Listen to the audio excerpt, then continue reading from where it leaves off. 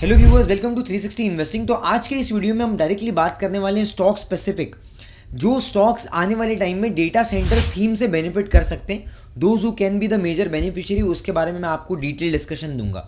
Data center के ऊपर हमने ऑलरेडी एक वीडियो बना चुके हैं। तो प्रीवियस वीडियो में हमने डेटा सेंटर क्या होते हैं उसके बारे में बताया था, कि कौन से टाइप्स के होते हैं ये बताया था, थोड़ा वैल्यू चेन भी कवर किया था। एंड ऑल्सो हमने ये देखा था कि इंडिया का ग्रोथ पोटेंशियल कितना बड़ा है। बिकॉज अगर आप करंट कॉन्टेक्स्ट में देखोगे तो इंडिया में काफ़ी कैपेक्स हो रहे हैं, गवर्नमेंट भी सपोर्ट कर रही है डेटा सेंटर इंडस्ट्री को। इनफैक्ट अप्रॉक्सीमेटली ग्रोथ एक्सपेक्टेड है which can be near to 25 to 30%, मतलब 30% के आसपास का ग्रोथ आ सकता है। ये मैं नॉर्मली बता रहा हूँ बिकॉज देयर आर कंट्रीज जहाँ पर 40% का ग्रोथ भी आया है इसी इंडस्ट्री में। इनफैक्ट अगर मैं आपको कंपेयर करूँ इंडिया को यूएसए से, जो सबसे बड़ा डेटा सेंटर का अगर आप देखोगे तो मार्केट लीडर है अभी फिलहाल, तो वहाँ पर भी 10% से 12% से अप्रॉक्सीमेटली ये इंडस्ट्री ग्रो कर रही है। तो इंडिया में तो ऑब्वियसली उससे ज़्यादा पेस से ही ग्रो करेगी। तो मोर देन जीडीपी जो ये आपकी इंडस्ट्री ग्रो कर सकती है, ये है डेटा सेंटर की इंडस्ट्री। और इसमें काफ़ी सारे प्लेयर्स आते जा रहे हैं और इसके बारे में जानना बहुत ज़रूरी है अगर आपको स्टॉक मार्केट में थोड़ा सा मोमेंटम समझना है कि कौन सी इंडस्ट्री आने वाले टाइम में परफॉर्म कर सकती है। सो आप लोगों में से जो मुझे पहली बार सुन रहे हो, देख रहे हो, मेरा नाम अजीम है, आई एम रिसर्च एनालिस्ट और 360 इन्वेस्टिंग पे हम 360 रिसर्च ही करते हैं। तो यहाँ पर आपको काफ़ी सारे वैल्यू एडेड वीडियोस मिलेंगी। I will just give you a revision of what we have done earlier, और उसके बाद में मैं आपको मेन चीज़ ये है कि मैं आपको वैल्यू चेन में कौन सी कंपनीज हैं इंडिया में लिस्टेड वो बताने वाला हूँ। ये कौन से वैल्यू चेन के पार्ट में कौन सी कंपनी एग्जिस्ट करती है, किस तरीके से वो बेनिफिट कर सकती है। उसके बाद में टॉप 3 कंपनीज जो मुझे लगती है आने वाले टाइम में बेनिफिट कर सकती है थीम में, वो मैं आपको बताऊंगा। उसके थोड़े डिटेल एक्सप्लेनेशन मैं आपको दूंगा। And also we are going to understand the valuation part of it. And towards the end हम यहाँ पर टेक्निकल केस स्टडीज भी लेंगे, जिसके थ्रू हम समझ पाएंगे एंट्री पॉइंट्स, सपोर्ट एरियाज, कहाँ पर आपका करेक्शन अभी पॉसिबल है, बिकॉज ऑलरेडी थोड़ा मार्केट करेक्ट हो रहा है, राइट। सो बेसिकली इसके बारे में हम डिटेल एक्सप्लेनेशन करेंगे इस वीडियो में। So if you are really interested, do hit the like button, also subscribe to the channel, hit the bell notification before we start.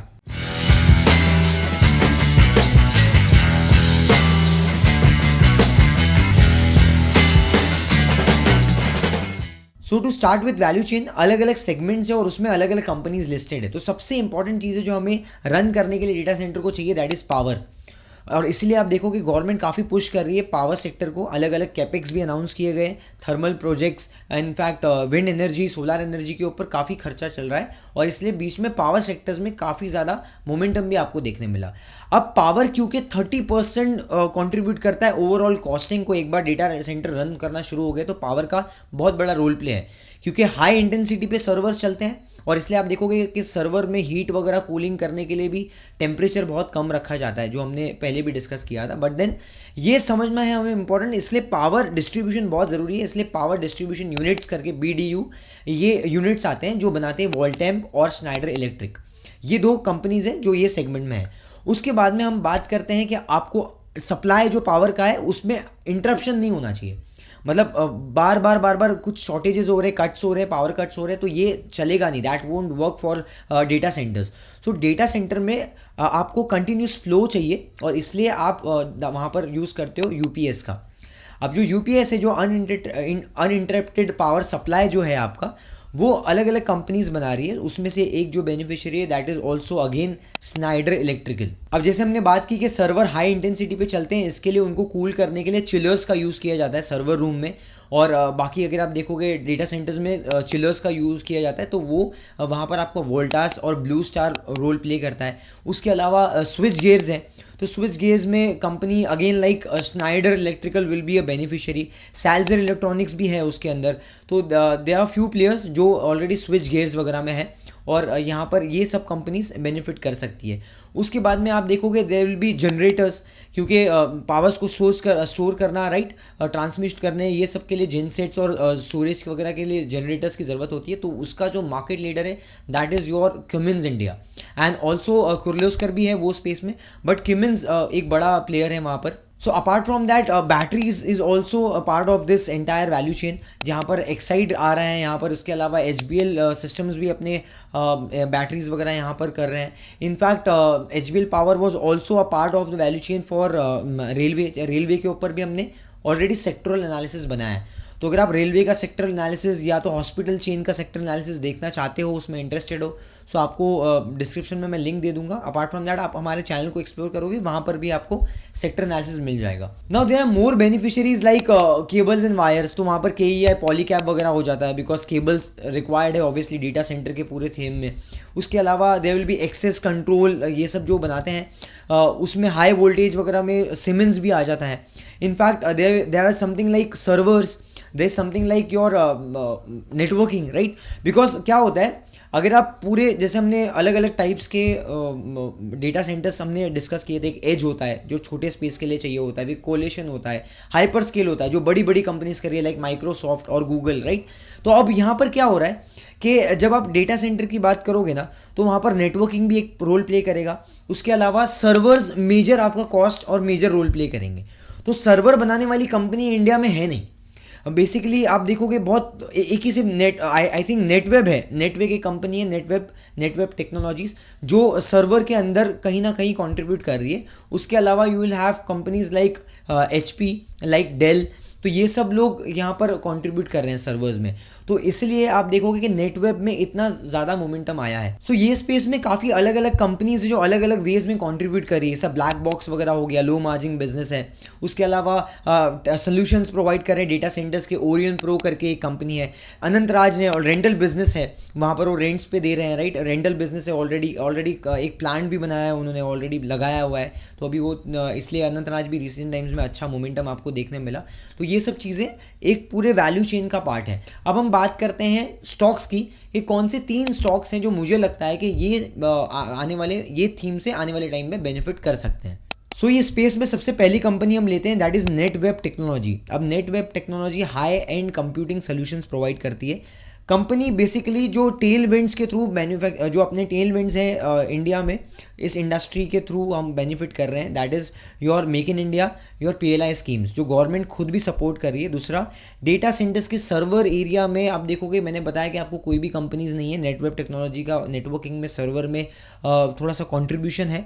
Because as in आप ये देख सकते हो कि NVIDIA जो चिप्स बना रहा है, वहाँ पर एक एज अ डिस्ट्रीब्यूटर एक्ट कर रहा है इंडिया में नेटवेब टेक्नोलॉजी, और इसलिए ये एक यहाँ पर मोमेंटम ज़्यादा मिल रहा है, इनको प्रीमियम मिल रहा है मार्केट से, क्योंकि वो और कोई नहीं कर रहा है। सो रेवेन्यू वाइज ब्रेकडाउन अगर आप देखोगे तो यहाँ पर आप देख पा रहे हो पाई डायग्राम में कि HPC सुपर कंप्यूटिंग सोल्यूशंस में कंपनी का 39% रेवेन्यू आ रहा है।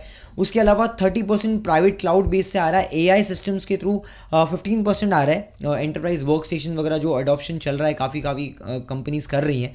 एंड डेटा सेंटर सर्वर, जिसके हम बात कर रहे थे, सर्वर बेस्ड जो हमने वैल्यू चेन में देखा, वहाँ पर से सिर्फ 3% के आसपास का रेवेन्यू आ रहा है। तो अभी फिलहाल तो बहुत छोटा है रेवेन्यू कंट्रीब्यूशन में, लेकिन आने वाले टाइम में स्केल ऑफ ग्रोथ काफ़ी हो सकती है इस सेगमेंट में। और यहाँ पर आप देख पाओगे कि किस तरीके से ग्रोथ आपको देखने मिली है इन ईयर वाइज कंपैरिजन में। 2022, 23, 24 HPC में क्या ग्रोथ हुआ, देन प्राइवेट क्लाउड में ग्रोथ अच्छा हुआ, इट्स ऑलमोस्ट गॉन 5x हो गए, ऑलमोस्ट यहाँ पर 5-6x हो गए यहाँ पर।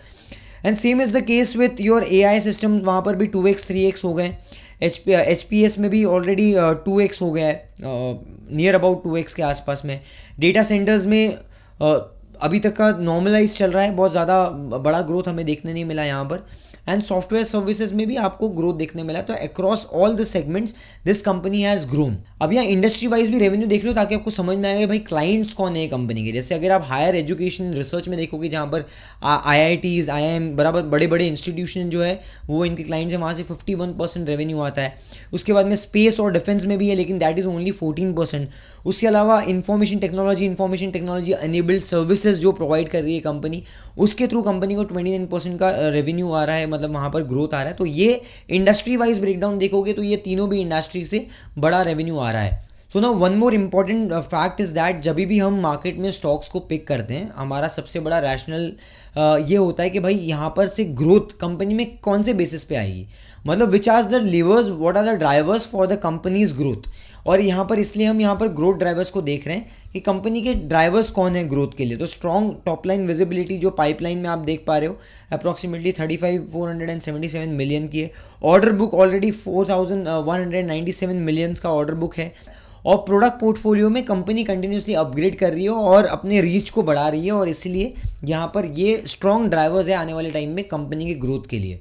और इसी के साथ हम देखते हैं कि कंपनी में किस लेवल का ग्रोथ हो रहा है। उसके लिए अभी हम चलते हैं यहाँ पर स्क्रीनर पे। तो अब स्क्रीनर पे आप आके देखोगे ना नेटवेब टेक्नोलॉजीज़ में, आपको समझ में आ जाएगा यहाँ पर ऑलरेडी कंपनी 2x तो ज़्यादा ग्रो हो गई है, 2x से ज़्यादा ग्रो हो गई है पिछले 1-1.5 साल में। लेकिन यहाँ पर जो कंपनी का रिटर्न ऑन इक्विटी है that is still very good, because 38.4 का ROC है, 29 पॉइंट का आपका ROE है, डेट कंपनी में है नहीं, राइट। उसके अलावा कंपनी का EBITDA इज़ एट 105 और कंपनी का P स्टैंड्स एट 160 ज़्यादा है या कम है, ये हम आने वाले टाइम में अभी देखेंगे, मैं आपको उसके बारे में बताऊंगा। सो हमें ये समझना है कि कंपनी में मोमेंटम तो है, राइट। और उसके अलावा we need to also understand this कि हम यहाँ पर अर्निंग्स में देख पाए पहले कि अर्निंग्स में क्या हो रहा है। So in profit and loss statement we have clearly seen this कि पिछले 2 साल में इनका रेवेन्यू ऑलमोस्ट 3 गुना 4 गुना हो गया है, जो टॉप लाइन हम जिसके बारे में बात कर रहे हैं। And also same is the case with your EBITDA, that is gone from 35 crore to 114 crore TTM basis पे, ट्रेलिंग 12 मंथ। यहाँ पर आपके जो मार्जिन है दैट इज कंसिस्टेंट 14, 16, 14, तो 14-15% के मार्जिन यहाँ पर कंसिस्टेंट है पिछले 2 साल में। And profitability same case is with the profitability of the company, वहाँ पर भी 3x 4x हो गया ऑलमोस्ट। तो अब यहाँ पर ये हमें देखना है कि पिछले 1-2 साल में स्टॉक में बहुत ट्रिमेंडस ग्रोथ आया, अप्रॉक्सीमेटली 100-200% का ग्रोथ आ गया। तो वो जैसे मैंने आपको रिवर्स बताया that is the main reason. और कंपनी में कोई भी डेट नहीं है, कंपनी कंसिस्टेंटली रिजर्व्स बढ़ाती जा रही है, आप देख पा रहे हो यहाँ पर रिजर्व्स कंपनी का बहुत तेज़ी से ग्रो हुआ है और बोरोइंग्स कंपनी की बहुत तेज़ी से कम हुई है। Now this is very strong point for any of the businesses. जब कोई भी कंपनी अपने डेट को कम कर रही है, डीलेवरेजिंग कर रही है और रिजर्व्स को बढ़ा रही है, प्रॉफिटेबिलिटी को बढ़ा रही है और कैश फ्लो जनरेट कर पा रही है, that is a very sweet time जहाँ पर हो सकता है कि स्टॉक को प्राइस मल्टीपल ज़्यादा मिले। That's what we call it as re rating. मतलब वहाँ पर आपकी कंपनी अच्छी होती जा रही है, कंपनी की पिक्चर अच्छी होती जा रही है, तो आपको वहाँ पर री रेटिंग मिलने के चांसेस बढ़ जाते हैं। अब स्टॉक के बारे में चर्चा तो कर ली, लेकिन बात करते हैं वैल्यूएशन पे, क्या ये जस्टिफाइड है या नहीं। तो मुझे ऐसा लगता है कि 160 का P इस स्टॉक के लिए अभी फ़िलहाल जस्टिफाइड नहीं है। ये सेम उस तरीके से है जैसे हमने पास्ट में पिछले 2 महीने के पहले मैंने एक वीडियो बनाया था डिफेंस इंडस्ट्री पे, और डिफेंस में हम बहुत पहले से 3-4 महीने पहले, जो मेरे पुराने व्यूअर्स रहेंगे उनको पता है कि मैंने काफ़ी टाइम ये ऑलरेडी मेंशन किया था कि डिफेंस जो इंडस्ट्री चल रही है और स्टॉक्स चल रहे हैं वो बहुत हाई वैल्यूएशन पे चल रहे हैं और इसमें कभी ना कभी करेक्शन आएगा। और आप देख रहे हो 2 महीने के अंदर पूरा शक्ल बदल गया, मतलब एकदम से वक्त बदल गए, हालात बदल गए, जज्बात बदल गए, जो हम बोलते हैं ना वैसी वाली हालत हो गई है। Because lot of this companies in your defence space, in your shipping space have already gone down by 30-40%। और ये हमें रियलाइज़ नहीं होता है स्टार्टिंग में, जब यूफोरिया चल रहा होता है, सब कुछ अच्छा चल रहा होता है, बट हमें वैल्यूएशंस को ध्यान देना है। नेटवेब टेक्नोलॉजीज़ 160 के P पे मुझे नहीं लगता है जस्टिफाइड है। मुझे लगता है अगर ये स्टॉक अभी मार्केट में करेक्शन आ रहा है, अगर करेक्शन आता है स्टॉक में भी, तो फिर वहाँ पर आपको थोड़ा सा वैल्यूएशन फेवरेबल मिल सकता है। बिकॉज अभी क्या हो रहा है ना, स्टॉक में और कंपनी में 100% ग्रोथ आ रही है, 100% ग्रोथ आ रही है। सो ये 100% ग्रोथ हमेशा नहीं रहेगी, बिकॉज कोई भी इंडस्ट्री में 100% ग्रोथ किसी भी कंपनी को मेंटेन कर पाना बहुत मुश्किल है, स्पेशली जब वो ग्रो करते जा रही है। बिकॉज जब ग्रो करते जाएगी तो आपका बेस बड़ा होते जाएगा, तो बड़े बेस पे 100% ग्रोथ जनरेट कर पाना इट्स नॉट वेरी प्रैक्टिकल। तो ये आपको ध्यान रखना है। तो अभी हम चार्ट्स पे चलते हैं और मैं आपको नेटवेब बता देता हूँ, उसके बाद में हम फिर दूसरे स्टॉक के पास जाएंगे। तो बेसिकली अब यहाँ पर जो आप देख पा रहे हो नेटवेब में ये फर्स्ट स्विंग सपोर्ट आपको मिलेगा, दैट इज़ क्लोज टू 2100 के आसपास। उसके बाद में आपको ये गैप वाला सपोर्ट मिलेगा, this is the gap support on the stock. And similarly आपको यहाँ पर CIP भी मिलेगा, तो 1850 के आसपास भी स्टॉक आता है। So it will be a very good support for the stock. और बेसिकली राइजिंग ट्रेंड में आपको हमेशा सपोर्ट के आसपास बाय करने का बेनिफिट मिल सकता है।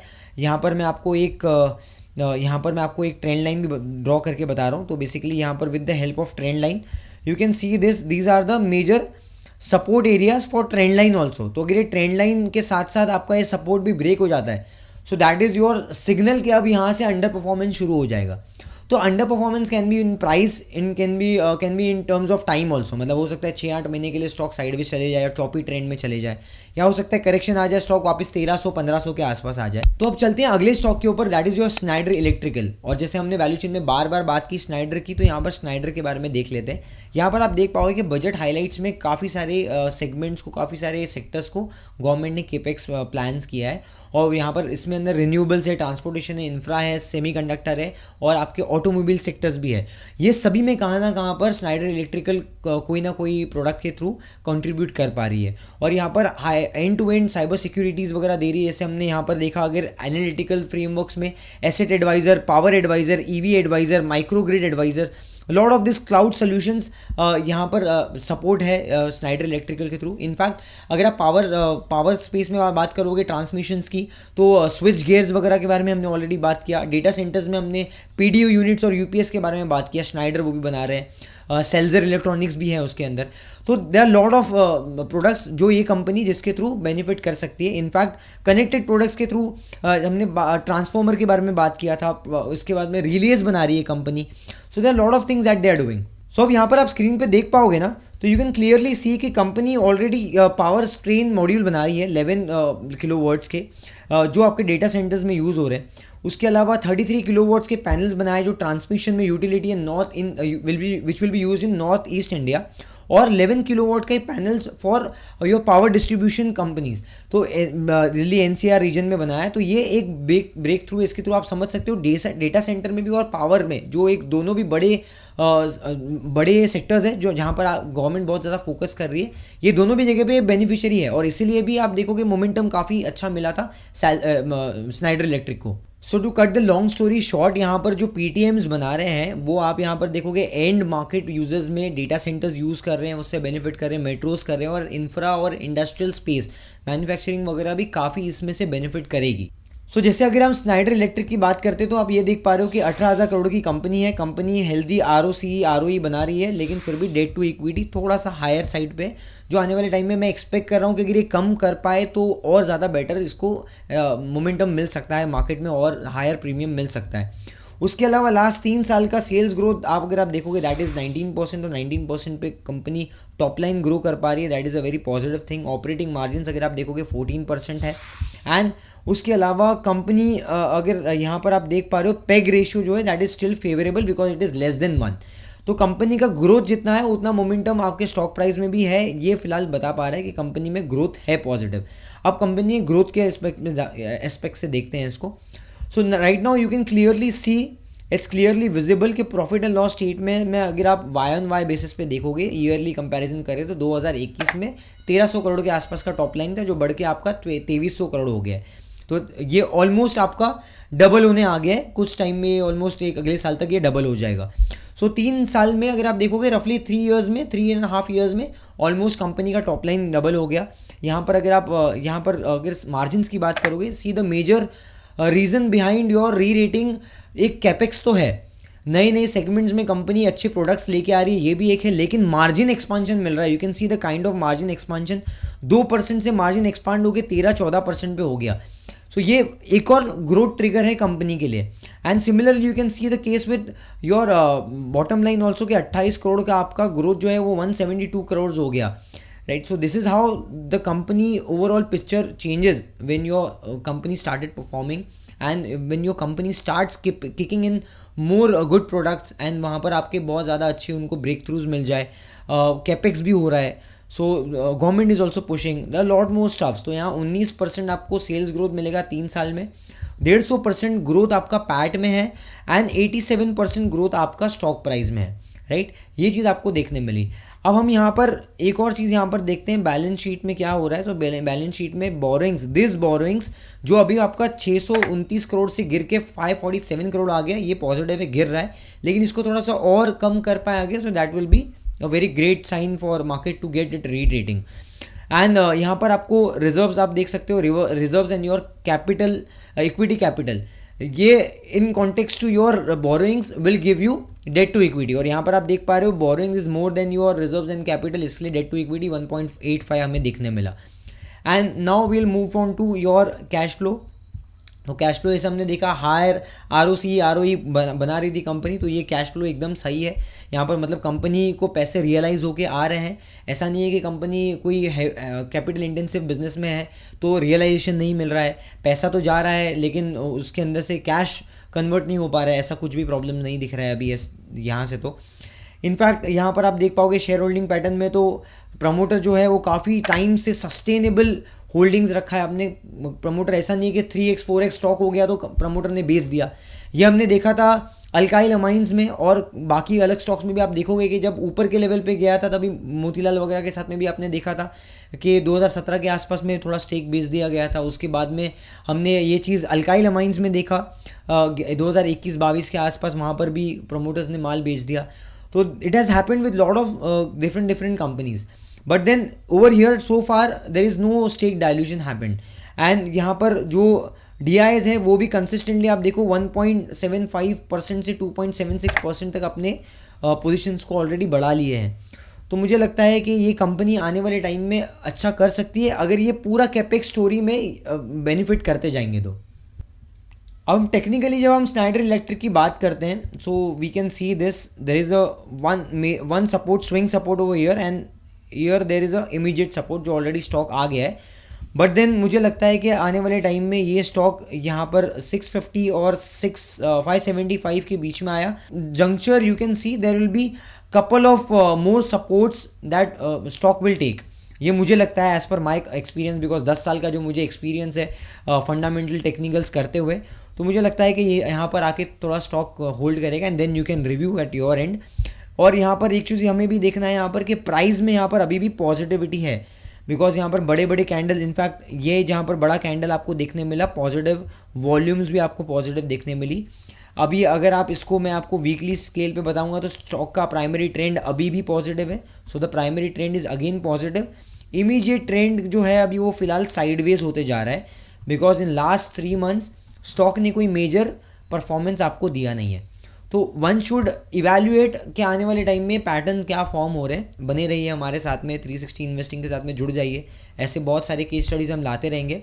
कुछ भी डाउट्स है तो आप हमें पूछ भी सकते हो। यहाँ पर डिस्क्रिप्शन में मेरा कॉन्टैक्ट नंबर भी काफ़ी लोगों को पता चल गया, अभी बहुत सारे मुझे मैसेजेस वगैरह भी आते हैं, क्वेरीज पुट अप करते हैं लोग। तो आपको चाहिए तो आप बहुत सारे वैल्यूएबल इंसाइट्स आपको मिल जाएंगे इस वीडियो से और इस चैनल से भी।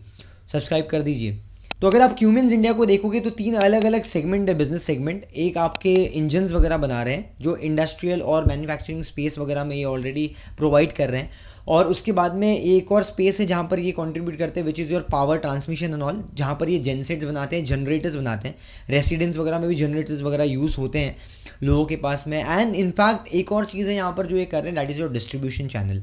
उसके अलावा एक्सपोर्ट्स भी करते हैं, तो डिस्ट्रीब्यूशन में ये कंपोनेंट्स वगैरह दे रहे हैं, पार्ट्स बना रहे हैं, तो ये सब भी करते हैं। और आफ्टर सेल सर्विस के थ्रू यहाँ पर मार्जिन भी अच्छा मिलता है। तो सबसे पहले सेगमेंट को देखते हैं कौन सी इंडस्ट्रीज़ को दे रहे हैं। तो यहाँ पर आप देख पाओगे कि यहाँ पर जनरेटर्स जो है, जो आपका इंजन्स वगैरह है, वो रेलवेज़ में भी जा रहा है, मरीन्स में भी जा रहा है, डिफेंस में भी जा रहा है। देन माइनिंग, फायर पंप वगैरह, जब आग वाग लगती है तो उसको रोकने के लिए जो वाटर कंट्रोलर्स है उसके पंप्स के अंदर भी इनके जो छोटे से इंजन्स वगैरह यूज़ होते हैं। उसके अलावा कंपनी जो इंजन्स बना रही है वो आपको कंप्रेशर्स और इंजन्स आपके कंस्ट्रक्शंस वगैरह में भी यूज़ हो रहे हैं। तो काफ़ी सारी इंडस्ट्रीज़ में जो भी मैन्युफैक्चरिंग और इंडस्ट्रियल वर्क है उसके अंदर इनके इंजन्स यूज़ होते हैं, और डीजल इंजन्स वगैरह भी काफ़ी बनाते हैं। इसमें मार्केट लीडर है क्यूमिंस। उसके बाद में वैसे तो किर्लोस्कर भी है, लेकिन क्यूमिंस का ज़्यादा मार्केट शेयर है। अब इसके अलावा एक और नेक्स्ट सेगमेंट जो आता है आपका पावर जनरेशन ट्रांसमिशन वाला है, जो स्टोरेज वगैरह सेक्टर है। इसमें आपकी कंपनी जेनसेट्स वगैरह जो आपके जनरेटर्स वगैरह बनाती है वो हेल्थ केयर स्पेस, हॉस्पिटल्स वगैरह में भी यूज़ हो रहे हैं, वो आपके यूज़ हो रहे हैं टेलीकॉम स्पेस में भी, इनफैक्ट काफ़ी सारे रेसिडेंशियल वगैरह में यूज़ हो रहे हैं, मैन्युफैक्चरिंग में भी यूज़ हो रहे हैं। एंड थर्डली जब हम बात करते हैं डिस्ट्रीब्यूशन की, तो जैसे एक बार इन्वर्टर लगा दिया उसके बाद में उसमें जो भी पार्ट्स होते हैं, रिपेयरिंग वगैरह जो होता है, मेंटेनेंस होता है, ये सब डिस्ट्रीब्यूशन चैनल के अंदर आता है, और इसके लिए भी पार्ट्स कंपोनेंट्स वगैरह बनाते हैं। जैसे अब ऑटो एंसेसरीज के बारे में बात करते हैं कि कि भाई गाड़ी है, गाड़ी के अंदर ख़राब होगी, मेंटेनेंस होगा, पार्ट्स लगेंगे, right. So after sale service वगैरह भी है, वहाँ पर मेंटेनेंस में भी मार्जिन कंपनी को अच्छा आता है। एंड जो पार्ट्स वगैरह बनाते हैं वो कंपनी एक्सपोर्ट भी करती है। क्यूमिंस इंडिया का एक्सपोर्ट भी होता है, क्योंकि यहाँ पर हमें जो कॉस्ट है वो कम पड़ती है, कंपनी को लो कॉस्ट एडवांटेज पड़ता है, और इसके लिए कंपनी बाहर एक्सपोर्ट भी करती है। क्यूमिंस इंडिया के थ्रू बाहर भी एक्सपोर्ट हो रहा है। सो अब टॉकिंग अबाउट क्यूमिंस, आप देख पा रहे हो कि 99,000 करोड़ की ऑलरेडी कंपनी हो गई है, मार्केट कैप बढ़ गया है। कंपनी का जो प्राइस अभी चल रहा है 3,500 के आसपास का प्राइस चल रहा है। कंपनी कंसिस्टेंट ROE बना रही है। मैंने आपको बताया कि काफ़ी पुरानी कंपनी है, डेट फ्री कंपनी है, डेट एकदम नेग्लिजिबल है। हाँ, EV/EBITDA और PE के बेसिस में आप बोल सकते हो कि थोड़ा सा हाई एंड पे चल रहा है, बिकॉज अगर हम हिस्टोरिकल वैल्यूएशन यहाँ पर देखते हो EV/EBITDA में, तो कंपनी फिलहाल ट्रेड कर रही है 39.7 EV/EBITDA मल्टीपल पे, और ऑलरेडी इनका जो एवरेज मल्टीपल रहा है historically for last 5 years that is close to 25। तो थोड़ा सा करेक्शन जो हमें दिख रहा है, अगर मार्केट में और थोड़ा करेक्शन देखने मिलता है ये स्टॉक में, और ग्रोथ ड्राइवर्स कंसिस्टेंट रहे, तो ये कंपनी जो अपने इंट्रिंसिक वैल्यू के आसपास आ जाएगी और बहुत ही ज़्यादा फेवरेबल हो जाएगा इसका valuation. And looking at the companies performance, हम क्लियरली देख पा रहे हैं कि कंपनी का परफॉर्मेंस पिछले 3 सालों में कैसा रहा है। 4,000 करोड़ का टॉप लाइन ऑलरेडी 9,000 करोड़ हो गया है, जो डबल हो गया है यहाँ पर। ऑपरेटिंग मार्जिन कंसिस्टेंट है 14%, 16%, 20%, मतलब इंक्रीमेंट ही होते गया है यहाँ पर। इनफैक्ट बॉटम लाइन में भी हमें सेम चीज़ देखने मिल रही है, 600 करोड़ वाला 1,600 करोड़ हो गया है, मोर देन डबल। तो यहाँ पर ग्रोथ आपको पॉजिटिव देखने मिल रही है due to lower interest cost and all. And apart from that जो अदर इनकम है, वो भी अदर इनकम स्ट्रॉन्ग आ रही है, कंसिस्टेंटली अदर इनकम भी यहाँ पर ग्रो कर रही है।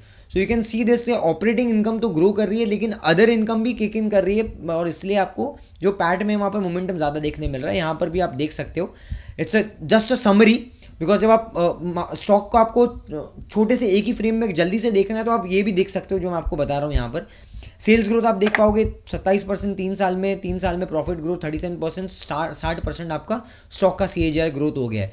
सो डेफिनेटली थोड़ा सा स्टॉक ज़्यादा चला है, लेकिन हेल्दी बिजनेस है, इसलिए कंसिस्टेंट ROE 10 साल में, मतलब मैं ये भी चीज़ देखता हूँ कि कोई बिजनेस अगर लास्ट 5 साल में कंसिस्टेंट ROE बना पा रहा है, मतलब वो कंपनी कैश फ्लो जनरेट कर पा रही है, उसको बहुत ज़्यादा बाहर से लेवरेज, मतलब कर्ज के दबाव में वो कंपनी का खराब नहीं होएगा, भंटाधार नहीं होएगा।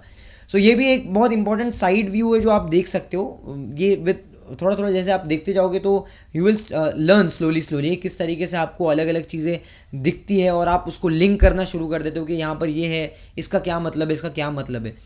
तो जैसे मैंने स्नाइडर में बात किया था कि कंपनी अगर अपने बोरोइंग्स को कम कर पाई तो बहुत अच्छा हो जाएगा। यहाँ पर आप ऑब्जर्व कर पाओगे कंपनी ने किस तरीके से अपने बोरोइंग्स को कम किया। तो 400 करोड़ से आपका 120 करोड़ पे आ गया, and your reserves have gone up.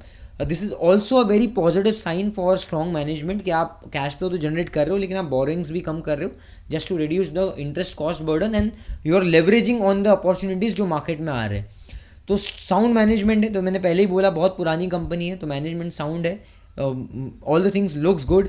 But यहाँ पर मुझे लगता है कि ये PE मल्टीपल अगर 40 के आसपास आ जाता है तो बेटर रहेगा। क्यों बोल रहा हूँ, क्योंकि एक सेकेंड यहाँ पर हम देखते हैं PE रेशियो का एवरेज मल्टीपल भी देखते हैं, because is a capital good company.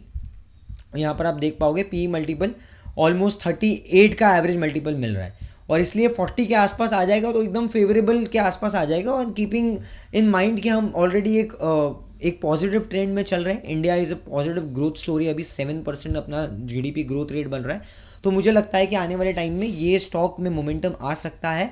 It's a good company अगर मोमेंटम इसमें पॉजिटिव रहा, and looking at the domestic market outlook positive रहेगा। तो इनफैक्ट यहाँ पर भी आप देख सकते हो फाइनेंशियल परफॉर्मेंस कंपनी का जो आपका सेल्स है 4% से इंक्रीज़ हुआ था। Q1 FY25 की बात कर रहे हैं यहाँ पर। इनफैक्ट जो प्रॉफिट आफ्टर टैक्स है that is gone up by 33%। और इनफैक्ट हमारा जो सेगमेंट वाइज परफॉर्मेंस आप देखोगे तो यहाँ पर 15% Q-on-Q ग्रोथ मिला, Y-on-Y 8% डाउन देखने मिला है पावर जनरेशन में। डिस्ट्रीब्यूशन वाला सेगमेंट में रिसेंट में पावर कट का भी काफ़ी प्रॉब्लम्स हुए थे, डेफिसिट में चले गया था, उसके वजह से भी, मेंटेनेंस कॉस्ट वगैरह की वजह से भी। तो ये एक एक्सपेक्टेड था थोड़ा बहुत, बिकॉज हमने ये सेम चीज़ पावर सेक्टर के एनालिसिस में ऑलरेडी एक्सप्लेन की है। तो अगर आपको पावर सेक्टर का एनालिसिस देखना है हमारे चैनल पे, वो भी आपको मिल जाएगा। उसके अलावा डिस्ट्रीब्यूशन वाला जो हमने देखा जहाँ पर हाई मार्जिन आ रहे हैं और काफ़ी 25-26% कॉन्ट्रीब्यूट करता है पूरे ही रेवेन्यू बास्केट में, वो भी अप्रॉक्सीमेटली 22% सेल्स ग्रोथ हुआ है वहाँ पर एंड Q-on-Q बेसिस पे 8% का ग्रोथ हुआ है। एक्सपोर्ट परफॉर्मेंस काफ़ी अच्छे रहे बिकॉज अप्रॉक्सीमेटली 18% इंक्रीज़ हुआ है इंक्रीज Q-on-Q बेसिस पे। एंड यहाँ पर जो गाइडेंस है दैट इज़ अप्रॉक्सीमेटली कि हम एम कर रहे हैं 2x growth of GDP rate. तो जैसे मैंने आपको बताया कि जीडीपी अगर 7% से 8% से ग्रो हो रही है तो 15-16% का ग्रोथ ये कंपनी एक्सपेक्ट कर रही है और इसको गाइडेंस दे रही है। सो गाइडेंस इज़ वेरी इंपॉर्टेंट। जब भी हम केस टू केस एनालिसिस करते हैं आपके साथ में, आपको याद होगा, तो हमेशा मैं गाइडेंस की बात करता हूँ, फ्यूचर प्रोस्पेक्ट्स की बात करता हूँ, ग्रोथ लीवर्स की बात करता हूँ, वैल्यूएशंस की बात करता हूँ, बिकॉज इसके आगे इन्वेस्टिंग में कुछ नहीं है। अगर आप स्टेप बाय स्टेप ये सब चीज़ समझ पाते हो और आपको 3 साल का होराइजन रख के अगर आपको इन्वेस्ट करना है तो आप कर सकते हो। So we need to understand this के ऐसे टाइम पे कंपनी को हमें रीड करना चाहिए जब कंपनी में अर्निंग्स तो आ रही है, ठीक है, ग्रोथ भी आ रही है, मैनेजमेंट कॉन्फिडेंट भी है और पॉजिटिव स्टेप्स ले रहे हैं, कहीं ना कहीं इंक्रीज हो रहा है, कुछ ना कुछ इंक्रीमेंट हो रहा है न्यू प्रोडक्ट्स के ऊपर या कैपेक्स के ऊपर, लेकिन स्टॉक प्राइस पे मोमेंटम नहीं आ रहा है। तो वहाँ पर आपको देखोगे वैल्यूएशंस कंफर्टेबल हो जाएंगे आपके लिए। जैसे आज के तारीख में हम बात करते हैं कि भाई HDFC के प्राइस टू बुक के हिसाब से काफ़ी कंफर्टेबल हो गए। हमने बैंकिंग के ऊपर एक बहुत ही अच्छा सेक्टर एनालिसिस बनाया है, आपको ये वीकेंड को वो मिल जाएगा। तो बैंकिंग के ऊपर अगर आपको सेक्टर एनालिसिस देखना है, इंटरेस्टेड हो, तो सब्सक्राइब कर दीजिए चैनल को। अगर ये वीडियो अभी तक पसंद आया है, जितना भी मैंने डिटेल एनालिसिस बताया, do smash the like button and also let us know some key take Awez. और जाने से पहले टेक्निकल आउटलुक तो देख लो कम से कम। तो अब यहाँ पर हम टेक्निकल आउटलुक देखते हैं, क्यूमिंस इंडिया का टेक्निकल आउटलुक क्या बोलता है। तो बेसिकली मुझे लगता है कि ये सपोर्ट एरिया रहेगा। यहाँ पर भी अभी स्टॉक टाइम करेक्शन के जोन में जा रहा है। यहाँ पर अनटिल अनलेस ये 3100 का मार्क ब्रेक नहीं करता है, मुझे नहीं लगता है कि ये ट्रेंड चेंज होकर नेगेटिव ट्रेंड में चले जाएगा। तो till the time the stock is trading about 3000 level, I think it's a more kind of a sideways zone that the stock might get into, ठीक है। उसके बाद में आपको आने वाले टाइम में इसको वापस से एक बार असेस करना पड़ेगा, लेकिन मुझे अभी भी ओवरऑल ट्रेंड तो पॉजिटिव चल रहा है। जो आपका प्राइमरी ट्रेंड है, सेकेंडरी ट्रेंड अभी भी पॉजिटिव, मुझे लगता है कि थोड़ा सा पॉजिटिव है। बट ये अगर यहाँ पर दूसरी बार एक और बार यहाँ पर मोमेंटम आया, डबल टेस्टिंग हो गया, तो फिर ये भी साइडवेज हो जाएगा। So that can be 3 months 6 months, ये 3-6 महीने के लिए साइडवेज हो सकता है। तो I think we have done a lot more deep dive analysis considering कि कौन सी कंपनीज क्या क्या पोर्टफोलियो में है, उनके क्या सेगमेंटेशन है, कौन से वैल्यू चेन में कहाँ पर ऑपरेट करते हैं, एंड ऑल्सो उनका परफॉर्मेंस कैसा रहा है, एंड टेक्निकल आउटलुक भी हमने देखा, सारे स्टॉक्स का वैल्यूएशन वाइज भी हमने समझ लिया। So guys I hope you have enjoyed the entire detail analysis. अगर आपको पसंद आया तो do it the like button and also share with your friend, family members and relatives. आने वाले टाइम में और वीडियोस देखने के लिए आप चैनल को सब्सक्राइब कर सकते हो and also hit the bell notification. मिलते हैं अगले वीडियो में। Till then keep learning, keep growing with 360 investing, because hope is not a strategy.